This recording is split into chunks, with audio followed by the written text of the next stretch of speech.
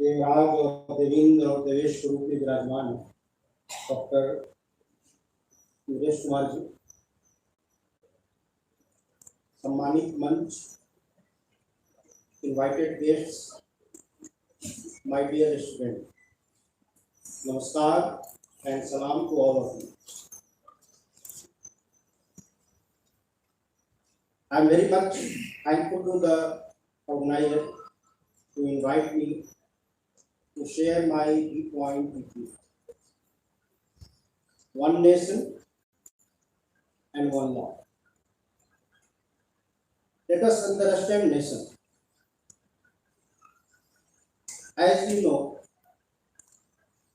there were more than 50 civilizations contemporary to our Sanatani civilization. More than 50 contemporary civilization contemporary to our Sanatani civilization. अगर आप इतिहास पढ़ें तो ये सारांश ये निकलेगा कि या तो सब के सब समाप्त हो गए, समाप्त कर दिए गए, या उनका नामकरण हो.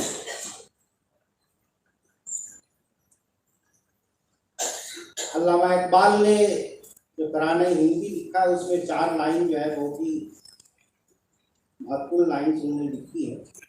यूनानो, मिस्रो, रोमा सब मिट गए जहाँ. ये सब कंटेम्पोररी है हमारे. Greek civilization, Roman civilization, Persian civilization, Chinese civilization, ये सब मिट गए जहाँ. अब तक मगर है बाकी नामो निशान हमारा. हम अभी तक अपनी विचार, अपनी आचार, अपनी सोच, अपनी फिक्र, अपने धर्म को लेकर जो हजारों साल की इतिहास पे चल रहे हैं, हम आज भी जिंदा जावेद हैं. क्या कारण, क्या what is the reason? Next line में ही से कुछ बात है कि हस्ती मिटती नहीं है, सदियों रहा है दुश्मन दौरे जमा. कौन सी बात? अगर आप आज पूरे विश्व के इतिहास का अध्ययन करें, आप पाएंगे कि भारत ही एक ऐसा देश है जहां पर हर रिलीजन के मानने वाले, हर भाषा के बोलने वाले, हर संस्कृति के उपासक यहाँ मौजूद है.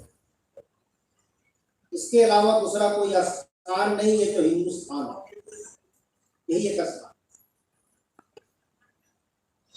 क्योंकि फ्लेक्सिबिलिटी, ओपननेस, ये हमारी कल्चर है. ये हम हैं जिसने पूरे विश्व को ये बताया कि हम भी अच्छे हैं और तुम भी अच्छे हो. पहले यह धारणा नहीं. अब अराबिक कल्चर में यह है कि मैं अच्छा हूं, बाकी सब खराब. लेकिन ये धारणा, ये सोच, ये विचार, ये फिक्र के मजहर आसिफ भी अच्छा है और हमारे गुरु बिहारी जी भी अच्छे हैं, ये धारणा सिर्फ सनातनी धारणा, बाकी कहीं नहीं.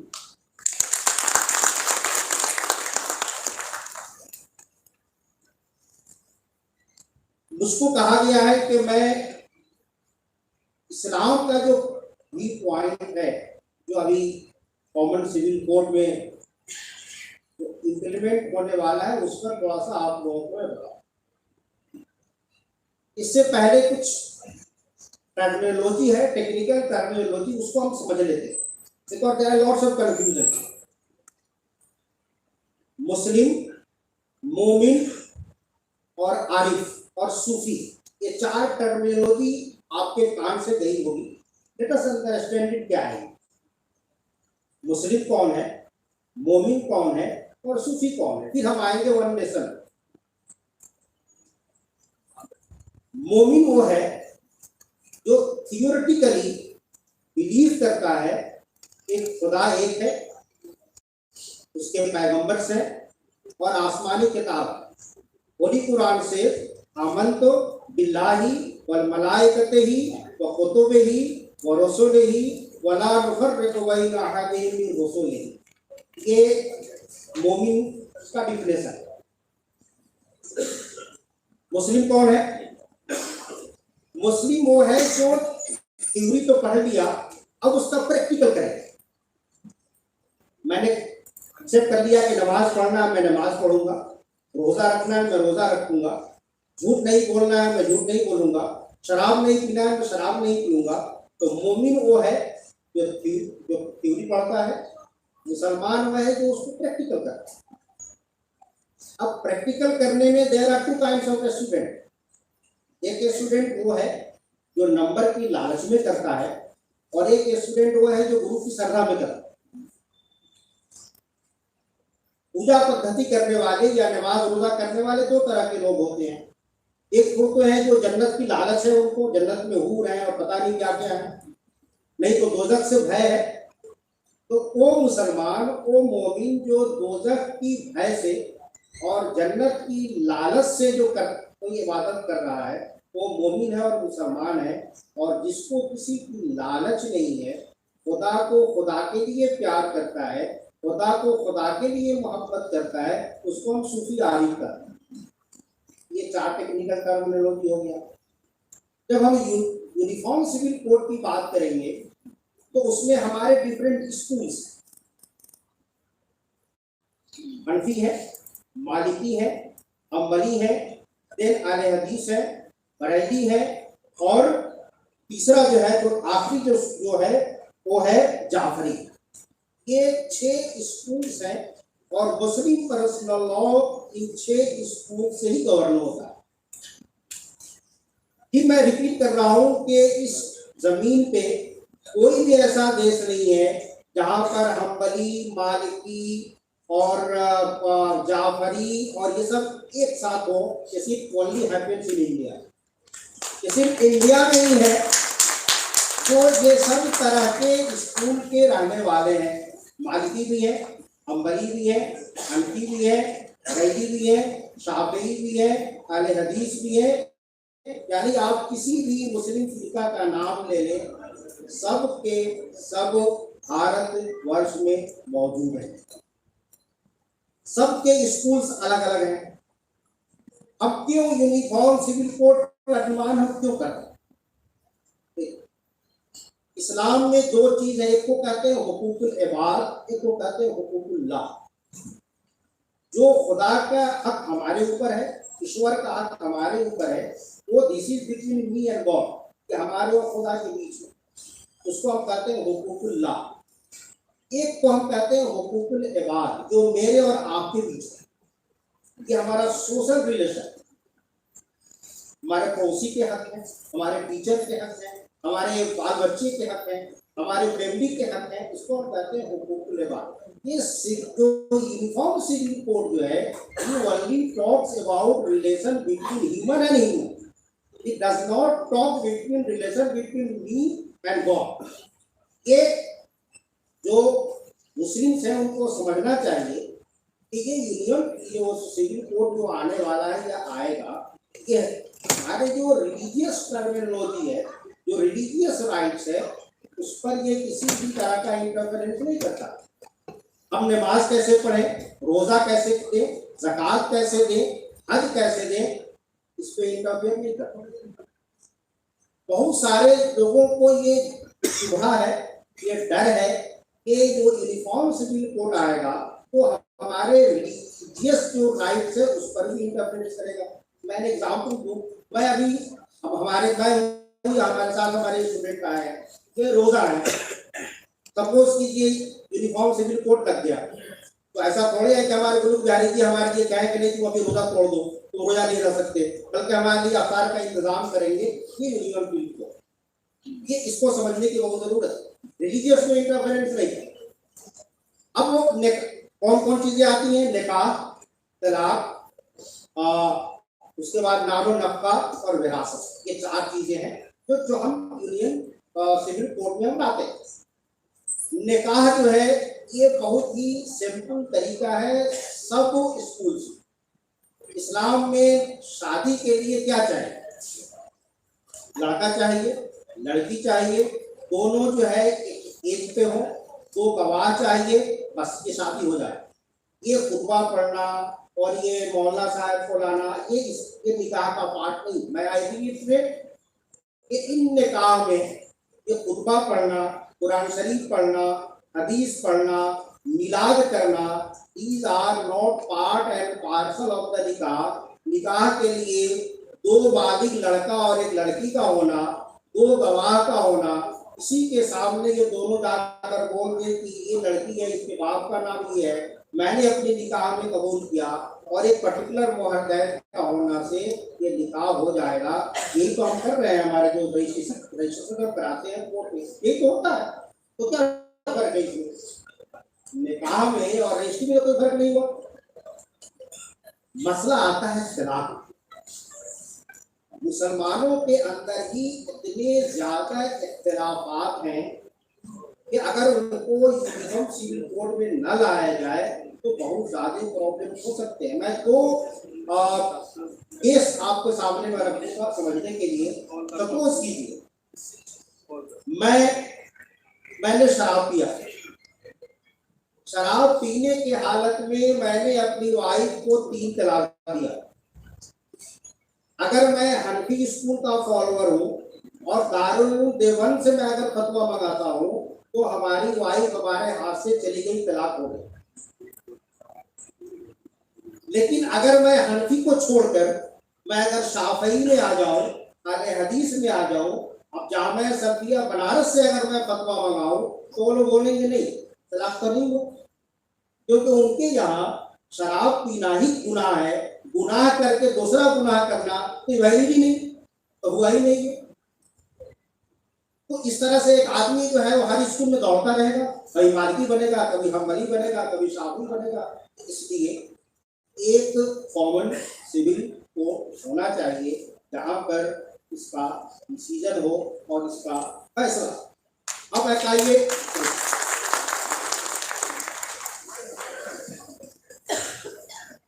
दूसरा मैं केस स्टडी बता। सपोज कीजिए एक वाइफ है, उसका हस्बैंड भी गायब है। अब वो मुस्लिम जो फीमेल है वो कब तक वेट करेगी? अब इसमें जो 6-7 स्कूल्स हैं, डिफरेंसेस आ गए। इमाम अबू हनीफा जो इंडिया में सबसे ज्यादा 90% follower of Indian Muslims belong to the Hanafi school. उनके यह है कि 70 साल से 100 साल तक वेट करेगी वो फीमेल। सोचिए 70 साल उसको वेट करना पड़ेगा। इमाम मालिक जिनके फॉलोअर अफ्रीकन कंट्री में है, उनका सबसे इजी है, ज्यादा से ज्यादा 4 साल। 4 साल वेट करेंगे। अब बताइए, कोई 75 साल वेट करेगा, कोई 4 साल वेट करेगा, कोई बोल रहा है 4 महीने वेट करेगा, कोई बोल रहा है 5 महीने वेट करेगा। तो ये क्या इंजस्टिस नहीं? क्यों ना हम इस सिस्टम को, इन लोगों ने ही फतवा दिया बाद में। देखिए, फतवा देने में एक शरीयत क्या है? कुरान शरीफ, हदीस, इजमा और क्यास, ये 5 को प्लस कर दीजिए तो शरीयत होता है। कुरान शरीफ में का इंटरप्रिटेशन को हम तफसीर कहते हैं। जो कुरान शरीफ में जो ईश्वरवाणी है, जो लिखा हुआ है, सबकी बस की बात तो है नहीं। कुरान शरीफ में क्या लिखा है वो जो इमाम साहब पढ़ते हैं उनको ही पता नहीं, तो हम लोग कहाँ से मालूम होगा? इसलिए उसके इंटरप्रेटर होते हैं जिनको इंटरप्रेट करते हैं। एक हदीस है, बहुत सारी चीजें ऐसी आज के तारीख में हैं जो इस्लामिक टाइम में नहीं थी। फोटोग्राफी नहीं था, वीडियोग्राफी नहीं था, ये मोबाइल नहीं था। तो बाद में क्या हुआ, डिफरेंट स्कूल के उलमा बैठते हैं और उसको इजमा का वो एक यूनिवर्सिटी डिसीजन लेते हैं कि ये हराम है और ये हराम। तो हम तो कर ही रहे हैं, आज भी कर रहे हैं, तो हम क्यों नहीं इसको भी हम जो है कॉमन सिविल कोड में लाए कि भैया ये जो है तो 75 साल इंतजार करेगी और 4 साल इंतजार करेगी। अब फिलहाल जो है दारुल देवबंद का ये फतवा आया है कि कोई अगर औरत का हस्बैंड अगर 4 साल से ज्यादा अगर गायब है तो क्या करेगी? फतवा में क्या लिखते हैं कि फतवा नंबर 185 है ये लिखते हैं कि वो औरत मजिस्ट्रेट के पास जाएगी। अब आप सिविल लॉ में आ रहे हो, आप खुद आप आ रहे हैं ना सिविल लॉ में। मजिस्ट्रेट के पास जाएगी और कहेगी कि मेरा हस्बैंड 4 साल से गायब है, मैं उसको खुला देती हूँ और अल्टीमेटली उसका तलाक जो है नाफिज होगा और वो दूसरे से शादी कर लेती है। अगर उसका पहला हस्बैंड आता है तो उसके साथ से कोई नाता रिश्ता नहीं है। ये फतवा आज की तारीख में दे रहे हैं, वो फतवा दे रहे हैं, हम तो उसी को कौन सिविल कोर्ट बोल कर रहे हैं, तो ये उसी को लागू है यहाँ पे, क्या प्रॉब्लम है? तो आज की तारीख में हिंदुस्तान में जहाँ पर डिफरेंट के लॉज हैं, हमारे लिंग्विस्टिक्स प्रॉब्लम्स हैं, हमारे रिलीजियस प्रॉब्लम्स हैं, इसमें अगर एक कॉमन लॉ होता है जहाँ पर सब, एक और गलतफहमी बल्कि हमारी कमी है कि हम लोग नहीं समझा पा रहे हैं मुसलमानों को कि भाई इसमें हम कोई हिंदू लॉ या हिंदू कोड हम इन्फोर्स नहीं करने जा रहे हैं।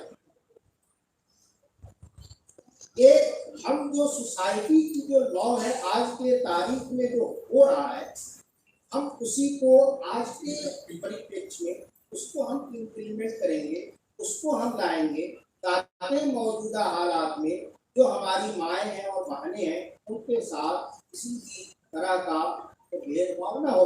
अभी 3 तलाक का मसला खत्म हो गया, अब 3 तलाक में देखिए कितने डिफरेंसेज हैं। इमाम शाफी बोलते हैं कि एक सिटिंग में तुम 1000 तलाक दे दो, 1 तलाक होगा। इमाम अबू हनीफा बोलते हैं कि नहीं, वो तलाक हो गया, तुम्हारी बीवी खत्म हो गया, हलाल करना पड़ेगा। तो क्यों नहीं? ये जो हमारी जो शरीयत है, जो कुरान शरीफ हदीस के बाद इजमा है, जो बड़े बड़े इस्लामी के स्कॉलर्स हैं एक साथ बैठे, हमारे जो लॉ के जानकार हैं एक साथ बैठे और एक साथ जो है हम कॉमन सिविल कोड की बात करें और उसको हिंदुस्तान में नाफिज करें, क्योंकि हिंदुस्तान ही एक ऐसा मुल्क है जहाँ पर तरह तरह के लोगों के लिए तरह तरह के लोग। हम लोगों ने नेशनल एजुकेशन पॉलिसी में आप देखिए one text book one nation ये इम्प्लीमेंट कर दिया। मैं नेशनल एजुकेशन पॉलिसी का मेंबर रहा हूँ ड्राफ्टिंग कमेटी का। हमने कहा कि अक्रॉस द कंट्री मैथमेटिक्स और साइंस के बुक वो एक होंगे, क्योंकि हमारे यहाँ सोशल फैब्रिक बहुत ज़्यादा है, हम ज्योग्राफी को या हिस्ट्री को सबके साथ इन्फ्लुएंस नहीं कर सकते। हर स्टेट की अपनी एक ज्योग्राफी है, अपनी एक सोसाइटी है, अपनी एक हिस्ट्री है। तो let the state formulate their own text on geography और social science, but as far as the mathematical science is concerned, one nation and one text. Likewise, I here vehemently in a favor that there should be a common civil code जहाँ पर हम religious right की बात न करें, हम society की बात करें, हम समाज की बात करें और जिस तरह से हमारे समाज में विभिन्न तरह के जो स्कूल्स हैं और विभिन्न तरह की जो समस्याएं पैदा हो रही हैं उसको देखकर एक ऐसा लॉ बने जिसमें इस्लामिक के स्कॉलर्स हो, क्रिश्चियंस के स्कॉलर्स हो, हर रिलीजन के स्कॉलर्स हो, लॉ के एक्सपर्ट हो और वो बैठकर एक कॉमन सिविल कोड फॉर्मुलेट करें। दूसरी समस्या यहाँ पर एक और आती है, हम लोगों को 90% लोग ये नहीं समझ पाते कि भैया रिलीजन अलग है और धर्म अलग है। We have failed to convince our Indian people that these are the two different issues. Religion कभी भी धर्म नहीं हो सकता और धर्म कभी रिलीजन नहीं हो सकता। And in our culture, in our thousands years of history, हमने कभी भी रिलीजन की बात नहीं की है। आप हिस्ट्री पढ़ लीजिए, कोई भी धार्मिक पुस्तक पढ़ लीजिए, we have never talked of any kind of religion, we have talked only about the धर्म। तो ये जो धर्म है जो हमारा टेम्पल बनेगा और इसके बेसिस पर हम एक कॉमन सिविल कोड बनाए जो सबके लिए अच्छा हो, सबके लिए बेहतर हो। मैं इसी सबके साथ एक बार और आप लोगों का बहुत बहुत शुक्रिया। अष्टमा सद्गमया, पंचमा ज्योतिर्गमया, नित्यमा मुक्तिगमया। ओम शांति शांति शांति।